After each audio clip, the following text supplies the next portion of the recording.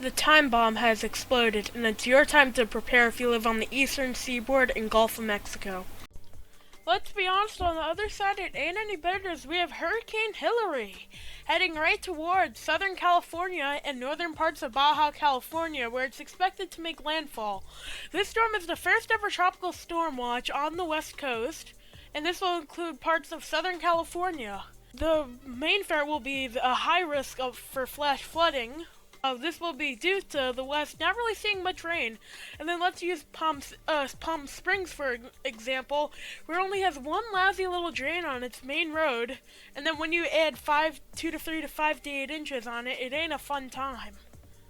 Back up in the U.S., absolutely sweltering temperatures in the central to north central plains as well as that high pressure creating a heat dome. And that also calmed the storms down for a bit.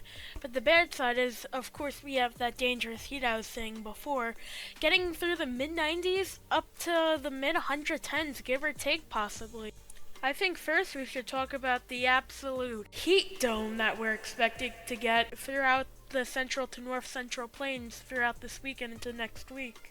Right now we have that high pressure that I was talking about before, really bringing all that heat. As you can see, just north of it we have that jet stream, and that will really just create the heat dome and just let it stay for a while, as there's nothing really to move it. I think now it's time to talk about the tropics. Of course, now let's get into Hurricane Hilary. Right now it's at 130 miles per hour. Right now, it is expected to make landfall as a tropical storm. These red warnings right along the Baja California coast signals a hurricane warning. And then, in fact, if you look at this blue and pink right here, that is a hurricane watch and a tropical storm warning, as it could possibly become a hurricane as it approaches the U.S. border. And then right up here in the blue in southwestern California, that is your tropical storm warning. Models are still not 100% decisive. And then there are models that show it just gliding up the coast.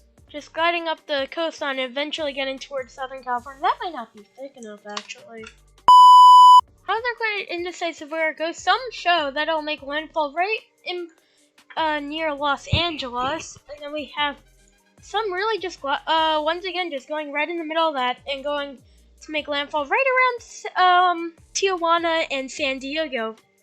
We're also going to talk about the tropical threat, of course, as we do have multiple areas, 4 areas to be exact. But this one, as of right now, is a 50% chance for the next 7 days.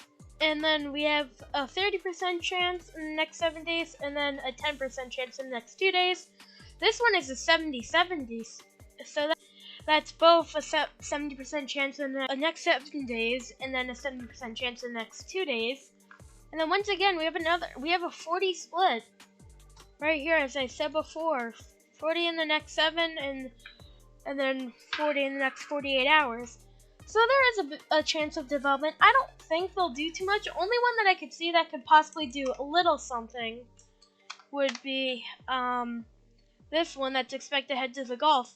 But it looks like mostly it'll just bring some lighter rain and not be the biggest concern. It'll give it to places that need it the most. I believe Houston is in a severe drought right now, and that'll hopefully bring them the much needed rainfall that they need, but we also don't want them to get drenched, of course.